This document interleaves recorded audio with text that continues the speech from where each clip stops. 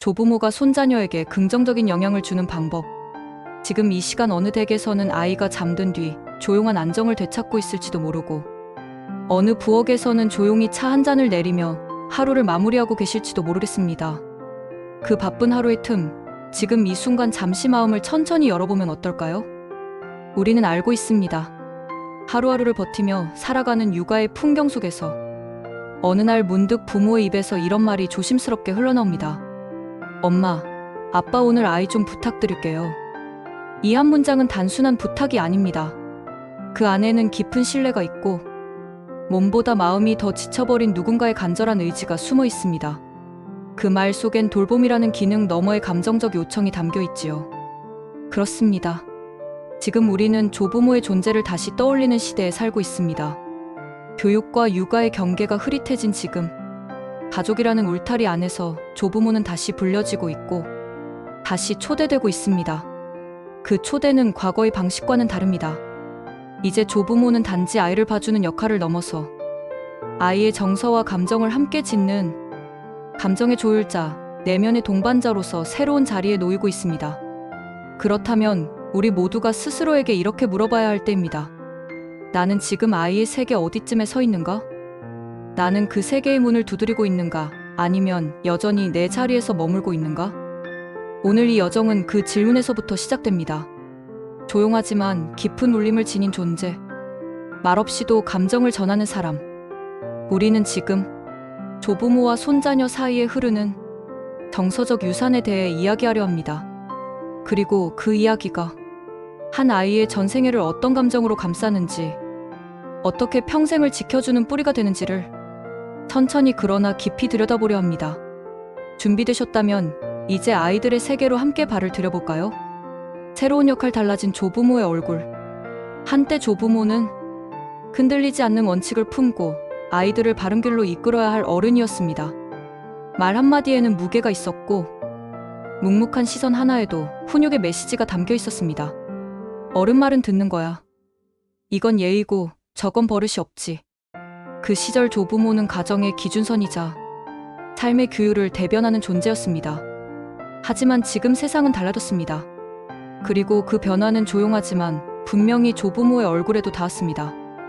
이제 조부모는 무조건 따르라는 권위의 목소리가 아니라 함께 느껴보자는 공감의 언어로 다시 말하기 시작합니다.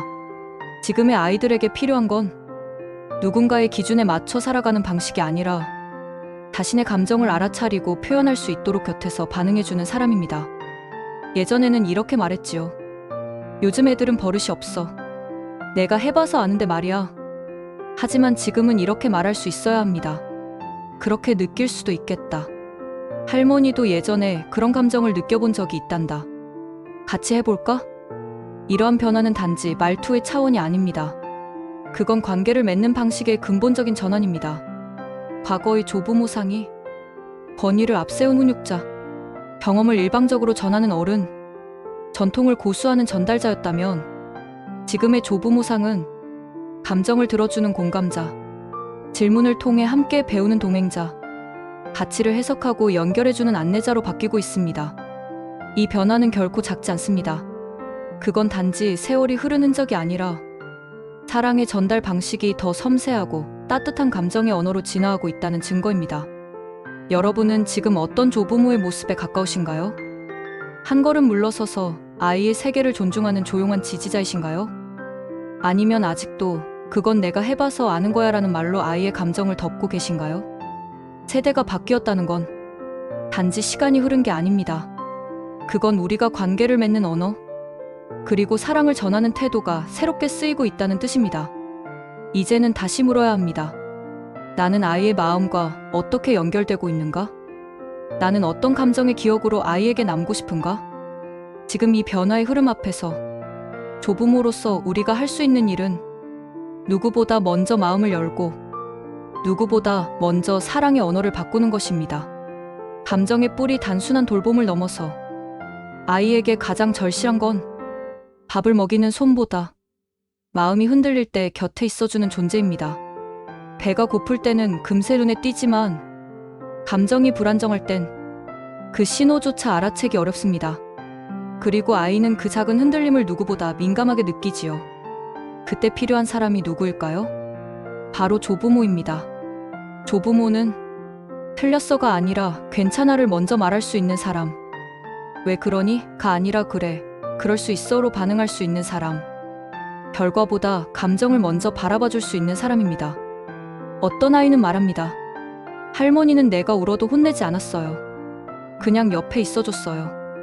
이 단순한 기억 하나가 그 아이의 평생을 감싸는 감정의 보호막이 됩니다. 그 옆에 누군가 있었다는 경험은 혼자가 아니었다는 가장 따뜻한 증거로 남습니다. 부모는 훈육을 책임집니다. 매 순간 판단하고, 걱정하고, 때로는 조급해지지요. 결과를 먼저 보고 싶고, 아이의 감정보다 현실을 우선시할 수밖에 없습니다. 하지만 조부모는 다릅니다. 한 걸음 느긋하게, 한 발자국 더 멀리서 아이의 전체를 바라볼 수 있습니다. 그 여유는 결코 부족함이 아닙니다. 오히려 아이에게는 기다려주는 존재가 있다는 감정을 처음 배우게 되는 소중한 기회입니다. 그 느린 걸음은 아이의 감정이 흘러가 버리지 않도록 붙잡아주는 정서의 그릇이 됩니다. 그 조용한 온도 속에서 아이는 자기 감정을 머무르게 하고 비로소 말로 꺼내는 법을 배웁니다. 나 지금 속상해요. 왜 그런지는 모르겠지만 그냥 울고 싶어요. 이렇게 말할 수 있는 아이로 자라는 데는 조부모라는 존재가 주는 감정의 안전지대가 필요합니다. 돌봄은 시간을 채워주지만 정서의 뿌리는 존재로 남습니다. 아이의 내면에 뿌리 내리는 건 정답을 주는 말이 아니라 아무 말 없이도 함께 있어주는 태도입니다. 그리고 그 뿌리는 눈에 보이진 않지만 어른이 된 후에도 흔들릴 때마다 다시 중심을 잡게 해주는 삶의 정서적 근원으로 작용합니다. 지금 여러분은 아이에게 어떤 뿌리를 남기고 계신가요? 이야기의 힘. 옛날에는 말이야. 할아버지, 어릴 땐 뭐 하고 놀았어요? 그때는 진짜로 휴대폰이 없었어요? 힘들었을 땐 어떻게 견뎠어요? 아이들이 문득 던지는 이런 질문들은 조부모에게 삶 전체가 하나의 이야기책이 되는 순간을 선물합니다. 그리고 그 이야기는 단순한 추억이 아니라 아이에게는 삶의 길을 비추는 등불이 되어줍니다. 옛날에는 말이야. 이 한마디로 열리는 회상의 문장은 때론 교훈보다 깊은 울림을 전하고 지식보다 넓은 세계를 보여줍니다. 중요한 건 무엇을 말했는가 보다 어떻게 전하느냐입니다. 가르치듯 훈계하듯 말하면 아이의 귀는 닫히지만 진심이 담긴 회고와 감정이 스며든 이야기는 아이의 마음에 조용히 내려앉아 오래도록 머뭅니다. 그때는 정말 힘들었지만 포기할 수는 없었지. 그 일을 겪고 나니까 지금의 내가 조금은 단단해졌단다. 실패했지만 다시 해보자고 마음을 먹었어. 이야기는 단지 과거를 기억하는 행위가 아닙니다. 아이에게 삶을 어떻게 바라볼 것인지, 어떤 태도로 살아갈 것인지에 대한 정서적 나침반을 건네는 방식입니다. 그리고 그 나침반은 아이의 내면 어딘가에 고요하게 놓여 삶이 흔들릴 때마다 방향을 다시 잡게 해줍니다. 더불어 이런 이야기는 아이에게 나는 어디에 속해 있는가를 알려주는 역할도 합니다. 내가 속한 가족은 어떤 삶을 걸어왔는지, 우리에게는 어떤 가치가 흐르고 있었는지를 조용히 전해주는 서사의 뿌리가 됩니다. 그리고 먼 훗날 그 아이가 어른이 되었을 때 이렇게 말할지도 모르지요. 할머니가 해주신 이야기 덕분에 내가 나 자신을 잃지 않을 수 있었어요. 할아버지 말 한마디가 제 삶의 기준이 되었어요. 말은 순간이지만 이야기는 시간을 넘어 이어지는 감정의 유산입니다. 그리고 조부모는 그 유산을 건넬 수 있는 가장 깊고 따뜻한 전달자입니다. 말보다 장면 감각으로 남는 사랑의 기억. 사랑은 언제나 말로만 전해지는 것이 아닙니다. 특히 아이에게 사랑은 말보다 장면으로, 논리보다 감각으로, 이성보다 공기로 기억됩니다. 할머니가 끓여주던 미역국 냄새, 그 향만 맡아도 눈물이 날 것 같아요.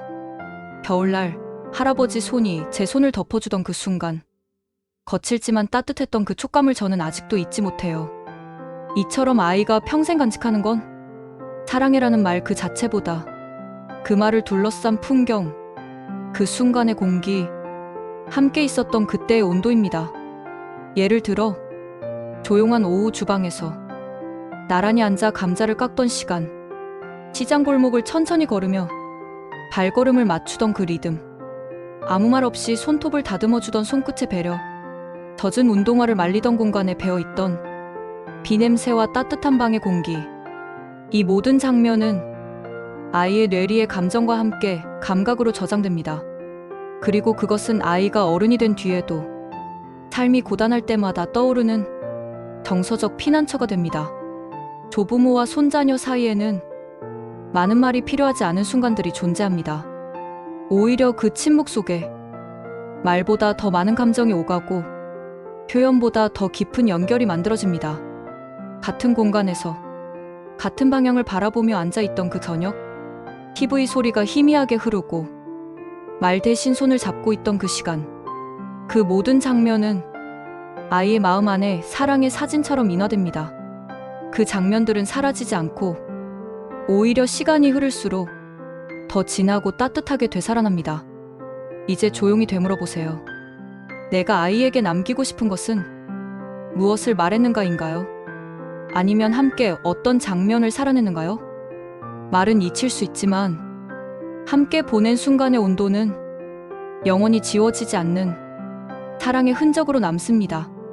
그리고 그 흔적은 아이의 내면에 평생 머무르며 위로와 회복의 힘이 되어줄 것입니다. 함께하기에 힘 알려주는 것보다 살아보는 것. 그렇게 하면 안 돼. 예전에는 이걸 이렇게 했단다. 내 말대로 하는 게 맞아. 이 말들 어쩌면 사랑에서 비롯되었는지도 모릅니다. 더 좋은 길로 이끌고 싶고 삶의 지혜를 나누고 싶은 마음에서 나온 말일 수도 있겠지요.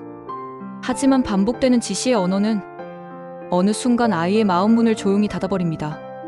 듣는 대신 고개를 돌리고 느끼는 대신 마음을 닫게 되지요. 우리는 자주 알려주려고 합니다. 하지만 아이는 함께 살아보는 것을 통해 진짜 배웁니다. 할머니, 이거 같이 해볼래요? 할아버지는 이걸 어떻게 했어요? 나는 이렇게 해봤는데 어때요? 이런 말들은 아이의 입에서 나오기를 기다리기 전에 조부모가 먼저 건넬 수 있어야 합니다. 그래, 우리 같이 해보자. 너는 어떤 방식이 더 좋을 것 같니? 이 작은 물음 하나가 아이에게 존중받고 있다는 감정을 심어줍니다. 조부모는 삶의 이야기를 품고 있는 존재입니다. 그러나 그 지혜가 지시로 들리는 순간 아이는 호기심을 접고 배움의 온도는 천천히 식어갑니다. 반대로 함께하는 경험 속에서 지혜는 따뜻하게 녹아듭니다. 밀가루 반죽을 함께 주무르며 손끝의 감각을 나누는 순간 김치 속 고춧가루 냄새를 맡으며 어릴 적 이야기를 들려주는 시간, 전통놀이를 함께하며 웃음으로 세대를 잇는 경험, 텃밭의 씨앗을 함께 심고 함께 기다리며 계절을 배우는 시간. 이 모든 순간들은 말보다 훨씬 깊고 오래 남는 정서적 메시지를 전합니다. 그 메시지는 이렇게 속삭입니다. 나는 너를 믿고 너와 함께 배우고 싶단다. 이렇게 건넨 신호는 아이의 내면에 자율성을 심고 자신의 선택이 존중받는다는 감정을 새깁니다. 삶의 기술은 교과서처럼 설명해서 전해지는 것이 아닙니다. 그건 옆에서 함께 살아내는 모습을 통해 천천히 그리고 꾸준히 스며드는 것입니다. 기억해 주세요. 좋은 가르침은 정답을 알려주는 것이 아니라 함께 질문을 던지고 같은 속도로 걸어보는 시간에서 비롯됩니다. 지시하지 않고 함께하는 것. 그것이야말로 조부모가 아이에게 건넬 수 있는 가장 깊은 사랑의 방식입니다. 비교하지 않고 다름을 이해하는 태도. 요즘 아이들은 참 끈기가 없어. 그 나이 땐 나는 벌써 일을 했는데 말을 너무 쉽게 하고 책임은 지지 않으려고 해. 이 말들 낯설지 않으시지요? 세대 간 대화 속에서 너무나도 익숙하게 오가는 표현들입니다. 그러나 아이의 마음에는 이런 말들이 조용한 선을 긋고 닿지 않은 벽을 쌓아 올립니다. 세대는 단지 나이의 차이가 아니라 전혀 다른 세계의 언어와 감각을 가진 시간대입니다. 조부모가 자라온 시대는 참고, 견디고, 절제하는 것이 미덕이었습니다. 반면 지금의 아이들은 느끼는 것을 바로 표현하고 마음을 즉각적으로 나누며 살아갑니다. 속도도 다르고 감정을 드러내는 방식도 전혀 다릅니다. 그러니 당연히 삶을 대하는 태도도 달라질 수밖에 없습니다. 하지만 우리는 자주 그 다름을 비교의 틀에 가둡니다. 과거의 잣대로 지금을 판단하고 익숙했던 방식으로 새로운 세상을 해석하려 하지요. 그러다 보면 아이는 늘 모자라고 버릇없는 존재로 비춰지기 쉽습니다. 그러나 그 다름은 결코 틀림이 아닙니다. 그건 다른 맥락에서 자란 사람의 자연스러운 표현일 뿐입니다. 그 안에는 그들만의 방식으로 세상과 관계 맺고자 하는 새로운 언어가 숨어 있습니다. 왜 그렇게 하니? 라고 묻기보다 그렇게 하는 이유가 있을까? 라고 다가갈 때 아이의 마음은 다치지 않습니다. 그게 너에겐 더 자연스럽니? 너는 그 방식이 더 편하니? 이렇게 물어주는 어른이 있다는 사실만으로 아이의 내면엔 존중받고 있다는 감정이 자라납니다. 조부모가 먼저 아이의 언어를 배우려 하고 낯선 감정 표현 앞에서 움츠러들기보다 그 세계를 이해해보려는 마음을 가질 때 아이도 조부모를 이해받는 공간으로 받아들입니다. 그 감각은 아이에게 세상에 대한 신뢰를 선물하고 조부모에겐 나는 누군가의 진심에 닿았던 존재라는 깊은 기쁨을 돌려줍니다. 아이를 바꾸려 하기 전에 우리가 먼저 아이의 세계에 한 걸음 다가가 보는 건 어떨까요? 그 한 걸음은 때론 말보다 더 깊은 신뢰를 건넵니다. 그리고 그 신뢰는 세대를 넘어 연결되는 사랑의 다리가 됩니다. 기억하세요. 아이들은 아직 미완성된 존재가 아니라 이미 하나의 온전한 세계를 지닌 사람입니다. 다만 그 세계를 존중받을 기회를 기다리고 있을 뿐입니다. 아이는 온전한 사람입니다. 인격에 대한 존중. 아직 어려서 그래. 어른 말씀에 토다는 거 아니야. 말대꾸 말고 조용히 해. 이런 말들 속에는 아이가 배워야 할 존재, 아직은 부족한 존재라는 은근한 전제가 깔려 있습니다. 하지만 한 가지 놓치고 있는 것이 있습니다. 아이도 하나의 고유한 세계를 지닌 존재라는 사실입니다. 감정을 느끼고 자기만의 생각을 가지고 있으며 세상을 바라보는 독립된 시선을 가진 완전한 사람이라는 사실 말이지요. 존중은 나이에서 비롯되는 것이 아니라 존재의 진정성을 인정하는 태도에서 시작됩니다.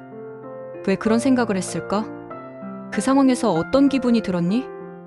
내 이야기를 들으니 할머니도 생각이 달라졌어. 이런 말은 단순한 대화가 아닙니다. 아이의 내면에 나는 존중받는 존재야 라는 감정의 기준점을 새겨주는 소중한 정서적 체험입니다. 그 경험은 훗날 아이가 다른 사람을 대할 때 같은 존중과 경청의 태도로 관계를 맺게 하는 내면의 기준이 됩니다. 아이들은 단지 말을 배워가는 단계의 존재가 아닙니다. 자신의 세계를 드러내고 싶어하는 의지를 지닌 사람입니다. 그 세계에 조심스럽게 발을 들이고 때로는 자신도 배우겠다는 마음으로 귀 기울여주는 어른이 있다면 아이는 그 관계를 안전한 대화의 공간으로 기억합니다.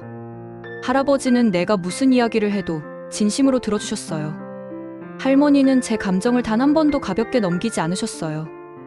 이러한 기억은 존엄과 자율성, 그리고 존재 그 자체에 대한 믿음을 심어줍니다. 말 잘 듣는 아이보다 자신의 감정을 인식하고 생각을 표현할 줄 아는 아이를 기르고 싶으신가요? 그렇다면 먼저 그 아이를 작은 어른으로가 아니라 지금 이 순간에도 하나의 세계로 완성된 온전한 사람으로 바라봐 주세요. 그 시선이야말로 존중의 시작이며 관계의 깊이를 만드는 가장 본질적인 첫걸음입니다. 과학이 말하는 조부모의 영향력, 정말 조부모의 영향력이 그렇게 클까요? 어쩌면 누군가는 이렇게 되묻고 싶을지도 모릅니다. 하지만 그 질문에 대해서 과학은 이미 조용하고도 분명한 대답을 내놓고 있습니다. 단지 감정의 추측이나 정서적 감상이 아니라 수많은 연구와 데이터를 통해 입증된 사실, 조부모와의 관계는 아이의 심리적 성장에 깊고 실질적인 흔적을 남깁니다. 한국보건사회연구원 2023년 보고서에 따르면 조부모와 정기적으로 교류하는 아동은 그렇지 않은 아이들에 비해 자기조절 능력, 감정 표현력, 자존감에서 통계적으로 유의미한 차이를 보였습니다. 서울대학교 심리학과 공동연구팀 역시 밝혔습니다. 조부모와의 관계가 긴밀할수록 아이들은 학교 생활에 더 잘 적응하고 또래 관계에서 높은 만족도를 보이며 스트레스 상황에서도 회복 탄력성이 뛰어났습니다. 이런 결과들은 하나의 진실을 향해 모입니다. 조부모는 단순히 시간을 함께 보내는 어른이 아닙니다. 그들은 아이가 세상을 신뢰할 수 있게 만들어주는 첫 번째 정서적 안정기지입니다. 교육 심리학에서는 아이의 발달에 가장 결정적인 요소로 얼마나 많은 것을 가르쳤는가가 아니라 얼마나 안정된 관계 안에서 자랐는가를 꼽습니다. 그리고 그 안정된 관계의 중심에 조부모가 자리할 수 있다는 사실, 그건 결코 작지 않은 의미입니다. 아이의 심리에 남는 조부모의 흔적은 단지 좋은 추억에 머무르지 않습니다. 그건 감정의 내성, 타인과의 유연한 소통, 삶을 대하는 태도에 이르기까지 다층적으로 영향을 미치는 보이지 않는 정서 구조물입니다. 아이가 자라 어른이 되었을 때 할머니는 늘 내 편이었어. 할아버지는 절대 날 판단하지 않았지. 이런 문장이 마음속에 살아있다면 그건 수십 권의 심리 교육서보다도 강력한 감정 교육이자 존재를 지지받았던 기억입니다. 사랑은 말로만 머무르지 않습니다. 그건 결국 구조가 되고 흔적이 되고 사람이 세상을 살아가는 방식에 영향을 미치는 보이지 않는 마음의 울타리가 됩니다. 그 울타리를 조용히 지어주는 존재, 그 자리에 조부모가 있다는 것, 그건 아이 인생의 초반부에 가장 따뜻한 기초를 놓아주는 일입니다. 기억에 남는 사람으로 살아간다는 것, 아이의 마음에 오래 남는 것은 거창한 가르침도 대단한 사건도 아닙니다. 오히려 그것은 비 오는 날 젖은 운동화를 말려주던 따뜻한 방 안의 공기, 말없이 손을 잡아주던 오후의 햇살, 함께 밥을 먹던 저녁의 고요한 기척 같은 것입니다. 사랑은 때때로 너무 작아서 눈에 보이지 않고 너무 자연스러워서 말로 설명되지 않습니다. 그러나 그 작은 온기들이 시간이 흘러도 잊히지 않는 정서적 울타리로 마음속에 머뭅니다. 우리는 종종 무엇을 해줘야 좋은 조부모일까를 고민합니다. 하지만 아이의 기억에 진정으로 남는 것은 무엇을 해줬는가 보다 어떤 마음으로 곁에 있어 주었는가입니다. 말보다 먼저 건넨 눈빛, 지시보다 먼저 내민 손길, 걱정보다 먼저 보여준 미소, 그 모든 태도가 아이의 정서적 기억으로 각인됩니다. 존중받았던 순간, 기다려주던 시선, 혼낼 줄 몰랐던 다정한 침묵, 이러한 시간들은 아이에게 평생을 지켜주는 감정의 방패가 됩니다. 기억해 주세요. 조부모의 영향력은 단지 연륜에서 비롯되지 않습니다. 그보다는 한 아이의 마음을 있는 그대로 바라보고 조용히 그 곁에 머물러 주려는 태도에서 시작됩니다. 그 태도는 그 아이가 자라 어른이 되어 또 다른 세상을 만날 때 관계의 방식이 되고 사랑의 표현이 되며 누군가에게 다시 따뜻함을 전하는 순환으로 이어질 것입니다. 그리고 아주 먼 훗날 그 아이는 어딘가에서 이렇게 말하겠지요. 나를 진심으로 바라봐준 단 한 사람이 있었어요. 그 사람이 바로 할머니였고 할아버지였어요. 그 한 문장은 조부모로서의 삶 전체를 설명하기에 충분한 고백일지도 모릅니다.